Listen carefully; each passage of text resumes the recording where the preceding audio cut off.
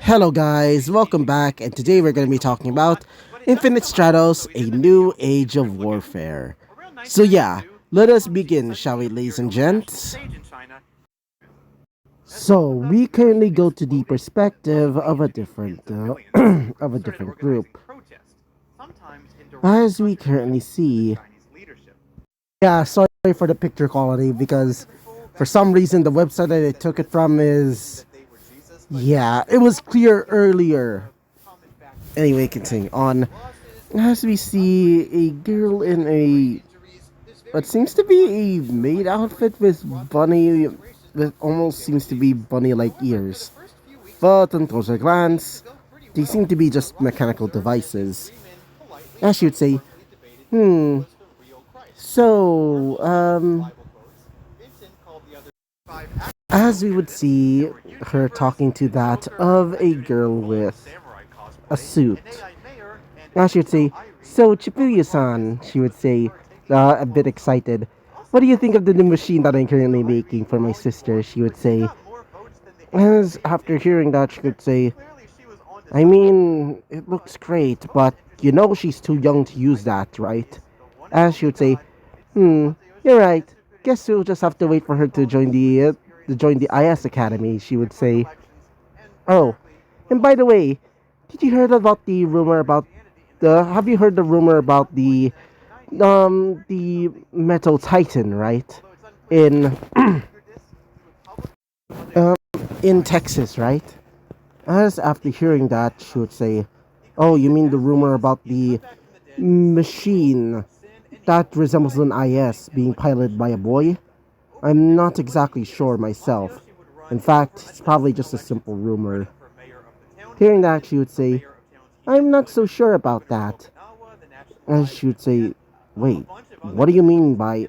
As she would show off a satellite image, as it would show a kid coming out of what seems to be a strapped together mech.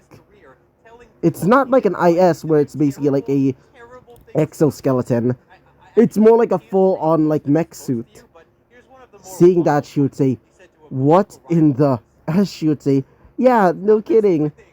It's quite interesting to see such a young mind able to do such a thing. Though, I'm still the better genius though," she would say.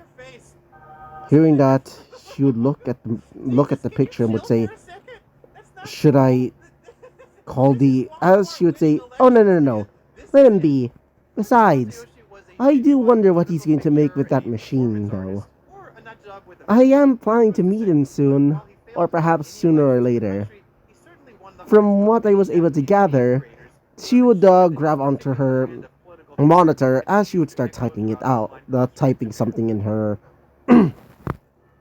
on the massive keyboard, as she would bring up a picture of the boy, a government picture more specifically. Apparently his name is Apparently his name is hmm Apparently his name is Vince Asnable from the Asnable family in Nevada. But from what I was able to gather, apparently they're a pretty poor family. In fact, apparently they're going to a public school that's not really well good. And from what I'm also able to gather, he lives in a scrapyard. A really far away scrapyard. And in fact, he's been recently been trying to get items. Like for example, high grade titanium, high grade actuators, and even parts to create something that resembles that of a hydrogen engine. Hearing that, she would say, "Well, if that's the case, then what is he making it at for? Please don't tell me that he's planning to use that for war." As she would say, "Well, from what I was able to watch, he seems to be just been using it for gathering scrap." Hearing that, she would say, "That it? Is that just it?" As she would say, "Yeah, honestly, I was disappointed just as you are."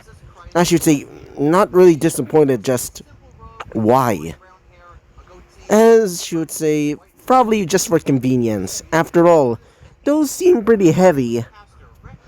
As seeing that, she would look towards the picture of the boy again.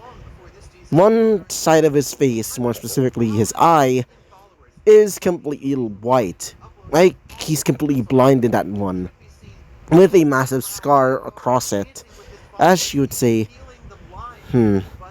I see. Then, for now, please just tell me if anything happens about him. As she'd say, oh, did you already take an interest in him? As she would say, well, to be precise, yes. After all, something like that in the hands of a kid is definitely a bad thing.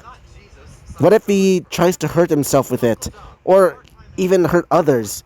As she would say, well, from what I was able to gather as well, he's apparently just a simple kid that only cares about one thing: money and also helping his little brother.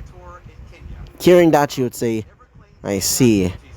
Then, I should probably get going. After all, I have to go prepare for my job at the IS Academy. Apparently, my little brother, as she would say, oh yeah, Ichika-san, he was able to use an IS, right?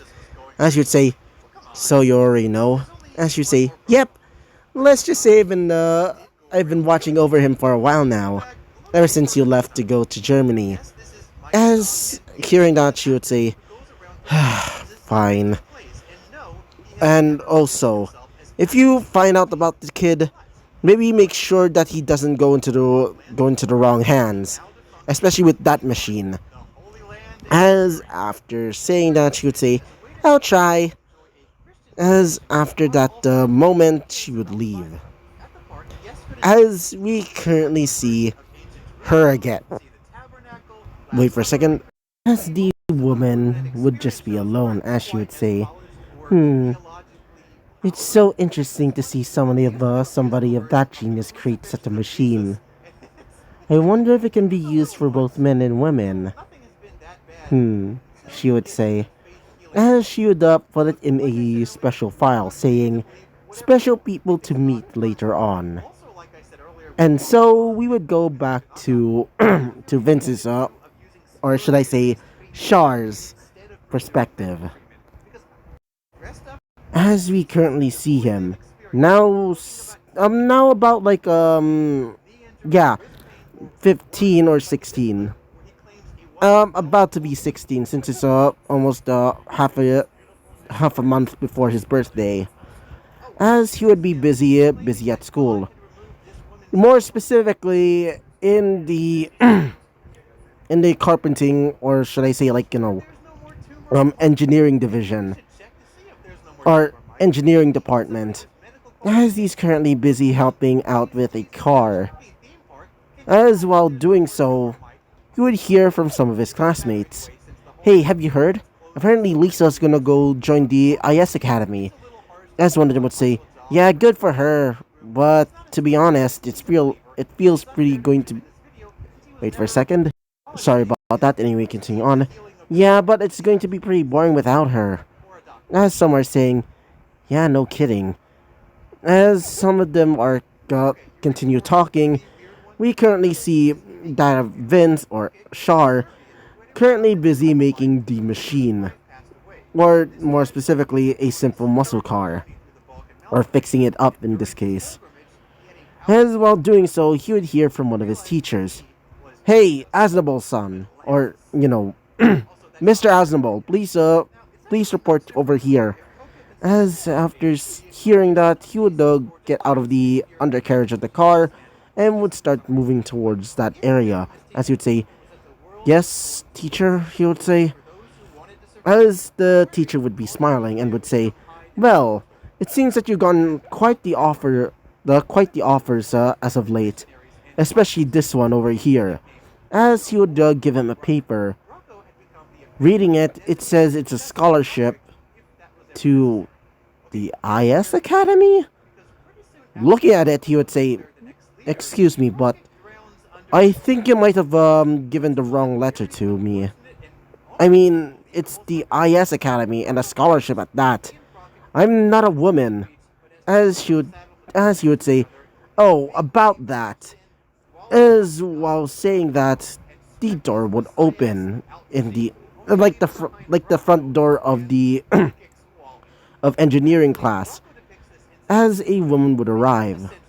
In this case, woman would arrive, none other than the first Brunhilde. This was Chifuyu Oyumura. As Chifuyu would look at him and would say, "So you're the kid with the machine." As he would say, "Whatever do you mean?" He would say, still confused. "And why are you here exactly? I thought you would be more busy at the IS Academy. Since you're since it's going to be a few days soon for the entrance exam for it." Hearing that, she would say, "Yes, I know. And besides," as she would look at him again, "I recently gotten some info from a friend of mine that you've created something similar to an IS." As after hearing that, the teacher nearby would say, excuse me, what do you mean by," as she would say, "Oh, sorry. Mr. Aznable, I want you to come with me to a private area so that we can continue talking." Hearing that, Aznable, or should I say Shar Aznable, would say this to himself. "Shit, how did she know? And how the hell? And what the hell did she, and what the hell did she find out about my desperado?" After saying that to himself, he would say, "Sure thing, Miss, Miss Orimura," he would say. As saying that, she would say, "Good, now, let's go." As while they're leaving, some of his classmates would start whispering, "Wait, isn't that the winner of the Mondo Grosso? The first Mondo Grosso?" One of them would say, "Yeah, no kidding, why is she here?" As one of them would say, "Wait, isn't she the teacher at the sort of head teacher of the IS Academy? Why is she bringing Aznable, Mr. Aznable somewhere?" As one of them would say, "Hey Vince, what the hell is going on?" As you would say, "Oh, nothing, classmates. I'm just gonna be talking with someone in private." After saying that, he would leave with her. As they would arrive in a somewhat empty classroom, as he would say, "So, how did you know?" he would say. As she would look at him and would look straight into his eyes. "Well, my friends have found out that you've been creating something similar to an IS, and from what I've heard, it uses a hydrogen engine instead of an IS core. Quite impressive." As she would throw in a file, revealing several pictures of the machine. As she would say, "Now, may I ask of you this? Why would you create such a thing? Are you perhaps wanting to try and rival the IS?" As he would say, "Well, yes and no." As she would say, "Explain." As you would say, "To be more specific, I want to make a machine that just helps me in the scrapyard. So I decided to base it off the IS. Well, somewhat. Since I'm a guy, it makes sense I won't be able to use it. So I made my own core, as it were. It's not what I originally envisioned, but it will be sufficient." Hearing that, she would say, "I see. So, I want to ask you this. Would you be willing to join the IS Academy?" Saying that, a person would arrive. Specifically, a UN, a UN I meant a UN representative, specifically the US representative. As he would say, sorry, Miss Chivuyo, I was late. And so, you're the boy who made, oh heaven, similar to the IS. Oh God, let me breathe." Ugh. And so, we're gonna be leaving off this episode right off here, guys. So yeah, so, bye-bye.